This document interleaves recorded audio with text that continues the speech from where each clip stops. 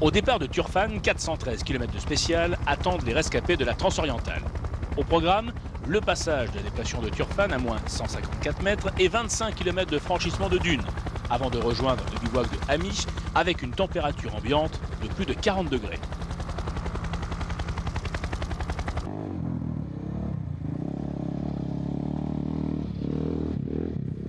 En moto, Pal Anders Ulevalseter reprend 2 minutes à Katrinehaug. Le Norvégien accuse un retard de 26 minutes qui pourrait se réduire à l'approche des longues spéciales de dunes.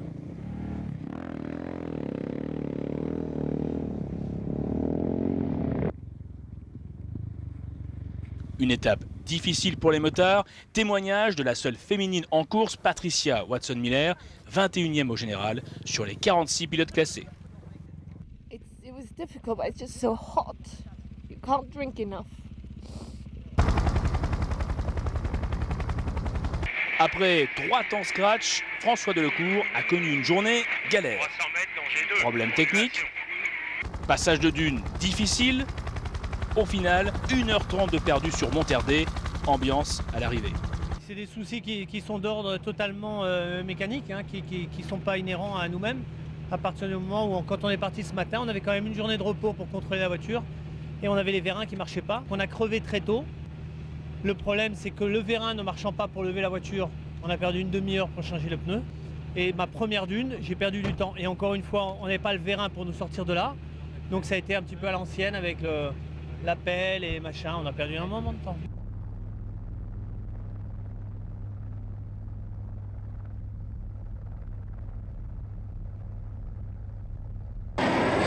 Gibbon reprend la 2e place du classement général auto, mais à 1h40 de José Luis Monterdé.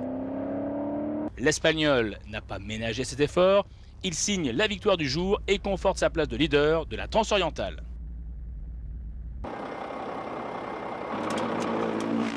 Les 2 hommes forts des camions ont connu une journée difficile. De Rooij s'arrête dans la spéciale pour changer un élément de suspension, mais son rival Stassé n'a pas profité de l'occasion, connaissant lui aussi une grosse frayeur dans la spéciale.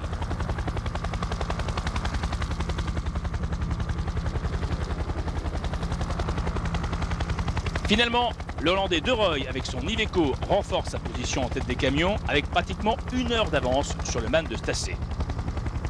La victoire de l'étape revient au DAF de Bex. Mais la plus belle figure est à mettre à l'actif du Ginaf numéro 414. Heureusement, sans gravité pour les pilotes. Demain, la journée sera longue pour rejoindre Guingamp, 727 km avec une spéciale de 436 km. Au programme, une grande part de navigation et l'occasion de creuser, ou au contraire, de combler les écarts. À demain.